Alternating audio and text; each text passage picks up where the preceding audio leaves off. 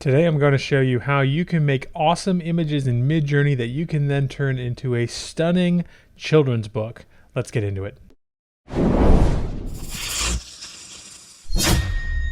Hello everyone, welcome back to the channel. My name is Jason, I'm the Nerdy Novelist, and in this video we're continuing my series on writing a children's book and producing a children's book. In the first video I talked about how you can write one using ChatGPT, and in this one we're going to actually be producing the artwork and getting it ready so that it could actually be used in a children's book. I do intend to publish this children's book, self-publish obviously, but that gives you an idea of the stakes I have in this. I'm not trying to create just a spammy video just to get a few clicks. This is something I genuinely want to do and want to get right. And so let's hop into this. We're going to be using a couple of tools today, but the big one is Midjourney. So let's take a look. All right, we are here in Midjourney, and I make a point of trying to identify what are the best programs for authors and then just use those. I don't do a whole lot of comparison videos between different things. I probably will between Midjourney and some of the others, but right now I do believe that Midjourney is the best art tool that authors can use for the various purposes that authors might need, such as concept art and even book covers and children's books, obviously. So in this video, we're going to be looking at how we can create some good and consistent artwork styles. And so one of the tricks to making it consistent is making sure we have a good style. So there are a couple of ways you can do this. You could just go and experiment and find something you like. Just keep typing stuff in. But we're going to take a little bit of a shortcut. I'm going to go over here to just Google Images, and I found this photo that I really liked of a kind of watercolor style that I really want to emulate. And don't worry, we're not going to be stealing anybody's style. I'm not going to look at the artist of this thing and try to figure out who it was so that I can steal their stuff. No, we're going to just save this picture. And I'll just call this turtle. And we'll save that picture, and then we'll go back to Midjourney.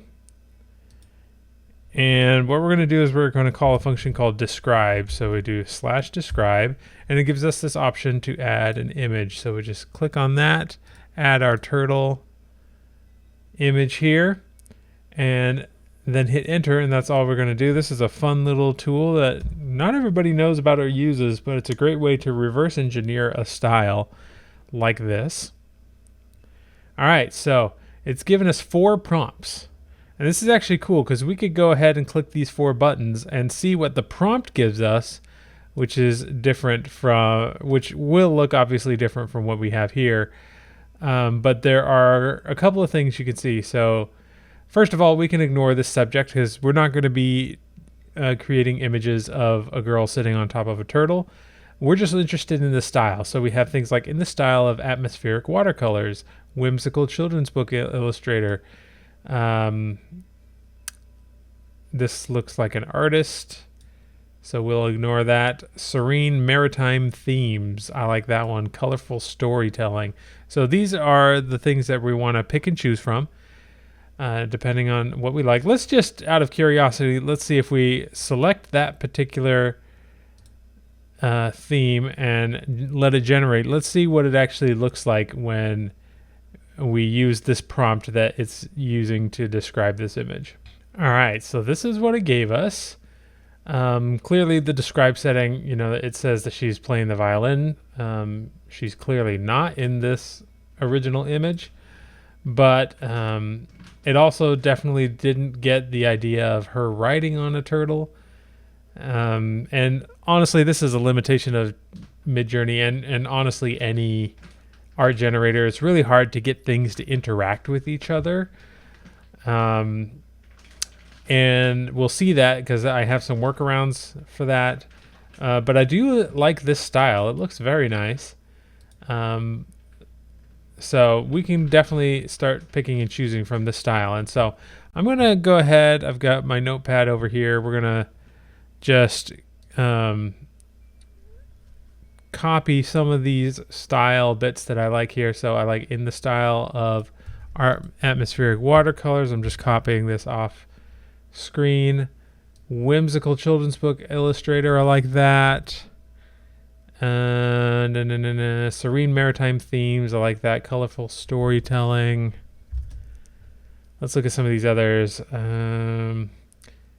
Cute and dreamy. We can go with that one. Atmospheric watercolors, we kind of got that one already. Dark orange and light emerald, we don't want that because we don't want to, we might need different colors at different times. Lively illustrations, pleasing sense of harmony. Children's book illustrations, which we kind of have. Dreamy realism, I don't think that's quite what I want. Aquamarine and amber. Children's book illustrations. Nature core, interesting. Vivid bird life, repetitive. This looks like an artist. Colorful animations, childlike innocence. I like childlike innocence, we'll take that. And serene and peaceful ambience, lively illustrations. Okay, so I've got a bunch here. And now what we're going to do is test this out. So the image I'm going to be testing this out with is a simple, we'll say /imagine. It's just going to be a cute baby sandpiper on the beach. That's going to be our subject. Then I'm going to paste everything we just copied into there. And we're just going to keep testing this until we find something that we like. And we're just going to leave it square. We'll talk about the aspect ratio in a second, but we'll just leave this for now. So let's just go with that and see what it gives us. Okay, so we have our cute little sandpiper at the beach. This is actually not bad. I quite like these. This third one is actually really good. The style seems a little bit all over the place, which surprises me.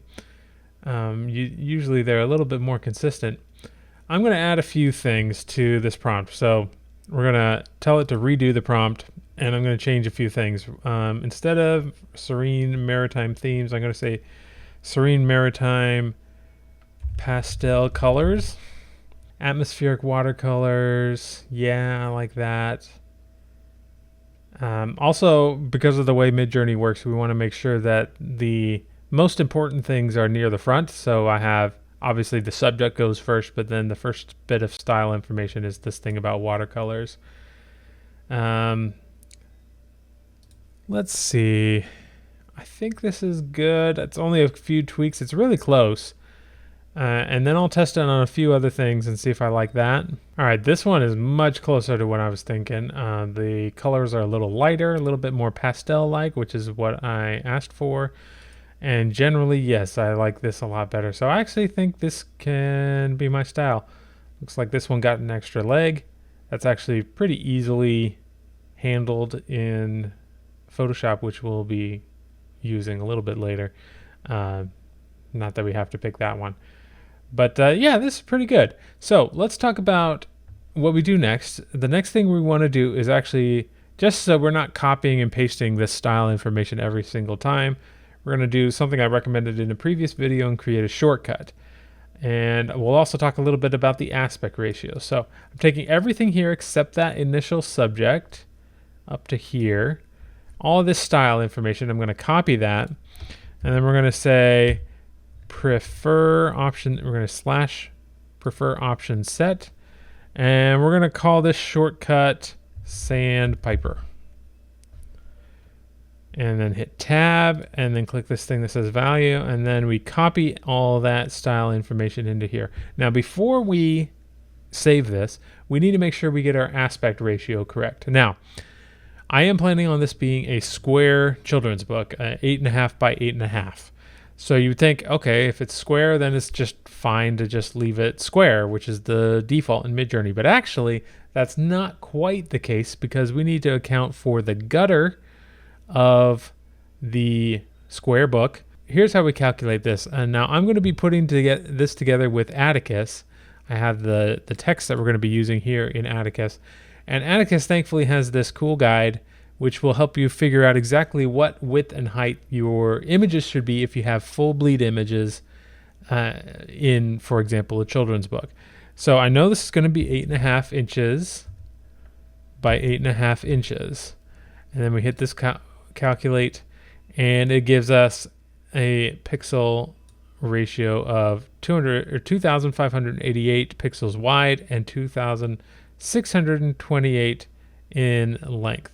So now that we know that these are the pixels that we're going to need for the children's book, we can now take this, and this is going to be our new aspect ratio. Now, just because we make this the aspect ratio doesn't mean that the picture is going to end up being this number of pixels. We are going to probably need to upscale it a little bit when we're done, but we can at least get the aspect ratio so it is slightly larger on one side. So we do that by hitting --AR for aspect ratio. Then we're going to input this first number here at a colon, and then we'll grab the second number here, stick that in. So now I know this is going to fit, especially once we upscale it to the right size. And now anything I produce with this shortcut will not only give me the exact style that I wanted, but it will also give me this exact aspect ratio as well. So I'm going to go ahead and hit enter to save that. All right. Now anything I put in here, if I just add -- sandpiper at the end of it, it will give me that style and that aspect ratio. Fun stuff. So next, we're going to actually start creating some of these images. Going back to Atticus, I have the finalized or semi-finalized text for the book. It's going to be 36 pages. We're not going to do all of those right now, but something I like to try sometimes, which isn't always going to produce good results, but something that can be fun is to just take this line exactly as is, input it into Midjourney, and then add the style information by -- sandpiper, and then just see what that gives us. All right, so that didn't work out exactly, which it often doesn't. It kind of mistook the line about having a mother and added some people in there. There is still a sandpiper, or that looks more like a seagull. And so it's not quite getting there, but some of these are really cute, and sometimes you can get surprising results. So it can be a fun little experiment if you want to try it, especially if the line in question is a little less abstract. But we're not going to continue doing that. So this first page, we're going to do something like, and this might be tricky because we have two subjects here. We have the mother sandpiper and the baby sandpiper.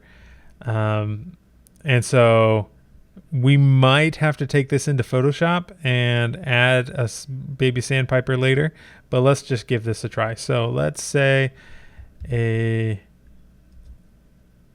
adult sandpiper and a baby sandpiper on the beach.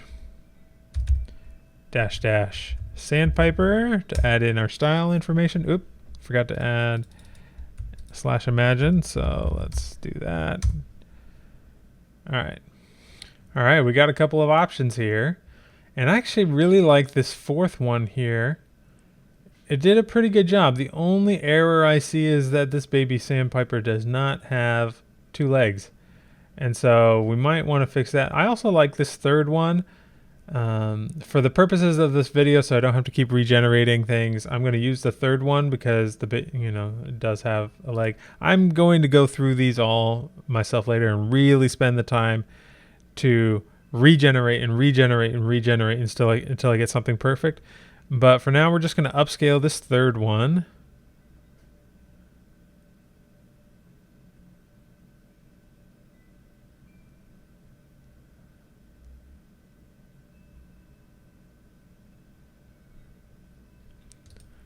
And I'm going to download this and call it page 1. And that's good. Now I do want to show you an example of what we would have to do if we just couldn't get two subjects in the same frame together that worked. And so let's give one example here. I throughout this children's book, I'm going to have this baby sandpiper encounter various animals on the beach. And the first one she encounters is a crab. And it just happens to be one of the ones that Midjourney has the most trouble with. So let's say a cute baby sandpiper and a red crab. And then add all of our shortcut information there. All right, as you can see, it wasn't really able to differentiate, and we don't even have anything that looks remotely like a crab here, but we did get one sandpiper that was red, and the other is not, and they're differing sizes and stuff, and I've tried this over and over and over again, and I simply can't get it. And so what we're going to do, I'm going to take one of these previous things, let's say,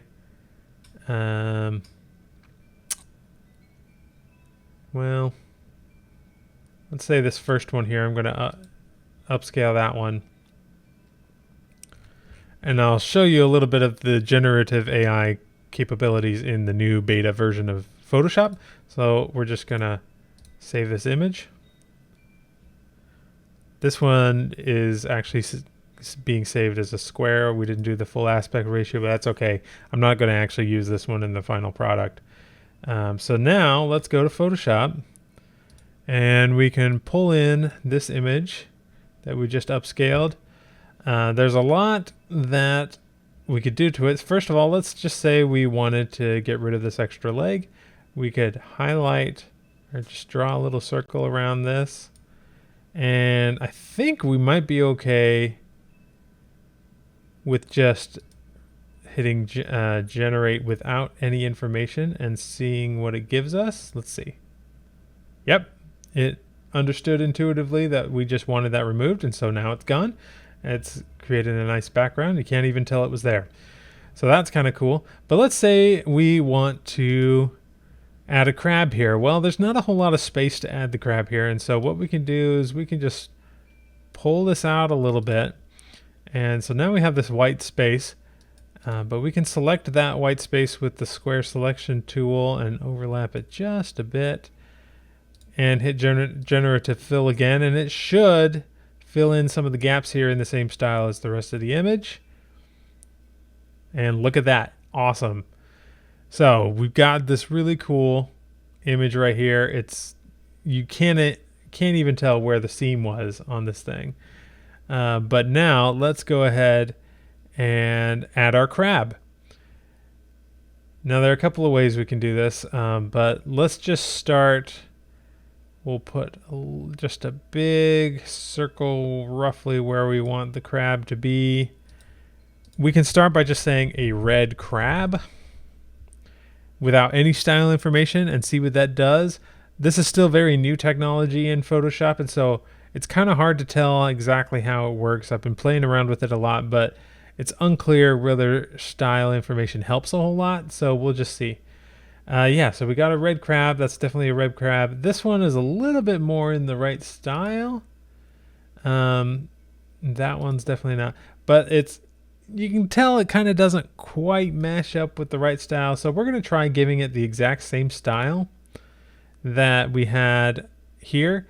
So let's just copy this style information here. Go back to Photoshop, and then we're going to try this again, adding in all of that style information in this box right here, and then hitting generate again, and it should give us something a little bit different. All right, yeah, that's definitely in a closer style. I don't know what this little thing is, but we got something there. That one's okay. Doesn't quite look like it's anatomically correct. That one's okay. I would maybe play with some of the saturation and things like that, but this is a great way to get, when Midjourney fails you at getting everything you want in one image, you can make some pretty incredible modifications in Photoshop if you subscribe to Photoshop, which is actually cheaper than the unlimited version of Midjourney. It'll only cost you about $20 or so a month for just Photoshop, or I think it's $55-ish a month if you get the entire Adobe suite. So Yeah, so I would, if I were doing this for a final image, I would play around with this a lot more until I got something that was perfect. Another thing you could do is you could generate an image of the red crab in Midjourney so it keeps a consistent look, and then you could use Photoshop to kind of blend the two together pretty easily. That might be something I do as well, just to keep the styles a little more consistent. But this is a good way to start, and really cool technology here from Photoshop. All right, let's go back to this first image that I pulled up. I'm just going to bring it into Photoshop here. I'm going to go ahead and close out of this. I don't need to save. And bring this first image in here. I actually think this is a pretty good image, and we could maybe even use it in the final product. We have the mama and the baby, and looks really good stylistically and so forth. But what we need to do is make sure it's the right ratio. So if you recall, we were over here in this Atticus calculator, and it says this is the number we need for the width, and that's the number we need for the height. And so what we can do here is go here to image size in Photoshop, and we notice, this is not, this is clearly not that good.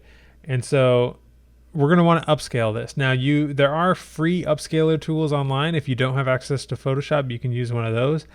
But I find the one in Photoshop to be actually pretty good detail.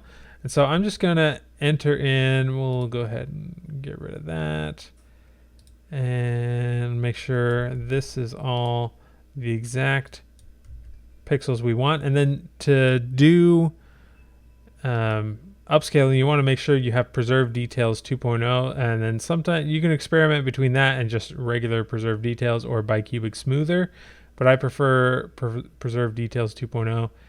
And then this will expand it so that it's now a bit larger without losing a whole lot of the resolution. It's not perfect, but it's with an upscale of this size, it wouldn't be very noticeable on the final product, if at all. In fact, we can zoom in. This is 100% zoomed in. You can kind of tell there's a little pixelation in here, but this is larger than the actual children's book will be. So yeah, I think that looks good. And now we know it's the exact pixel ratio that we want. So I'm going to save this. And now we have that saved. And now what we can do is go into Atticus, and we can come here to create a full page image. I'm just going to call this page 1. And open page 1.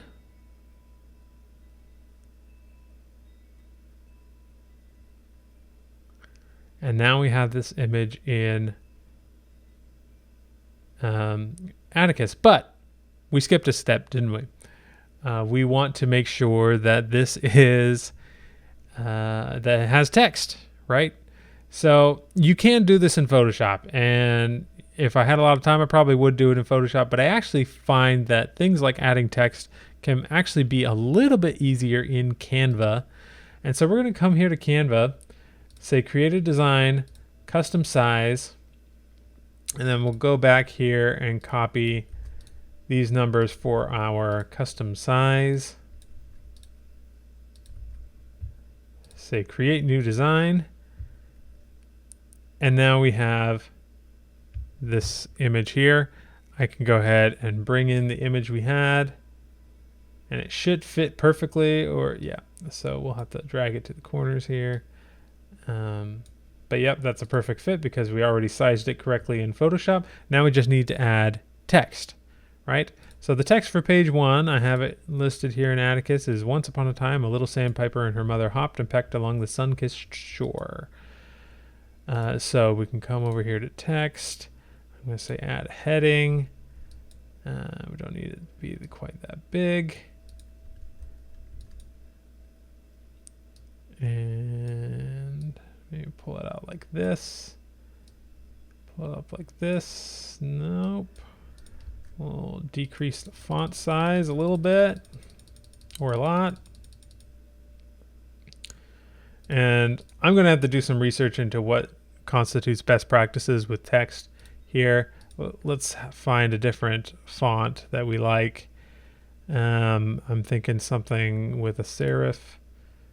Yeah, that's not too bad. Don't want anything too fancy. Copperplate got, nope, that's too fancy.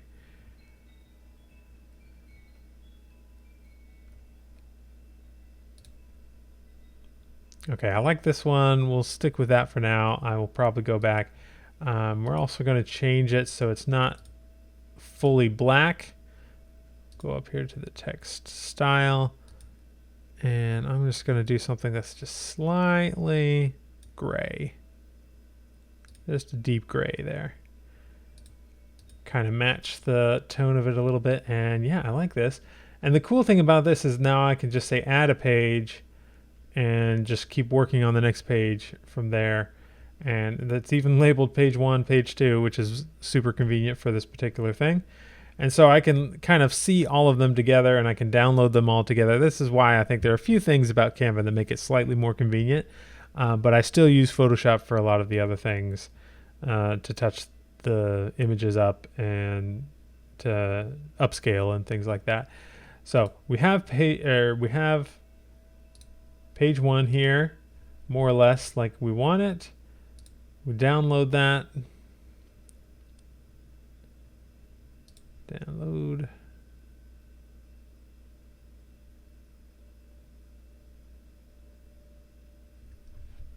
Call this page 1 with text. And then we go back to Atticus, go back to page 1, we'll remove this initial picture and add in the new picture. Once upon a time, a little sandpiper and her mother hopped and pecked along the sun-kissed shore. Awesome. We're going to want to select this right here, which says full bleed, because that will be important if we want the image to extend all the way to the edges of the page. If we go over here to formatting and look at what it looks like in print, I've already set up the format here, so that should be square. Yep, we can tell it's already going to the edges of the paper. We can check that out here. Yep, there's no white space, so it's definitely calculating this correctly. And we have a really solid first page here. So I'm going to go ahead and keep doing this for all 30 whatnot of the pages I have left in this. And then the next video, we might see a little bit more about what this looks like in the final product. And I will see you then.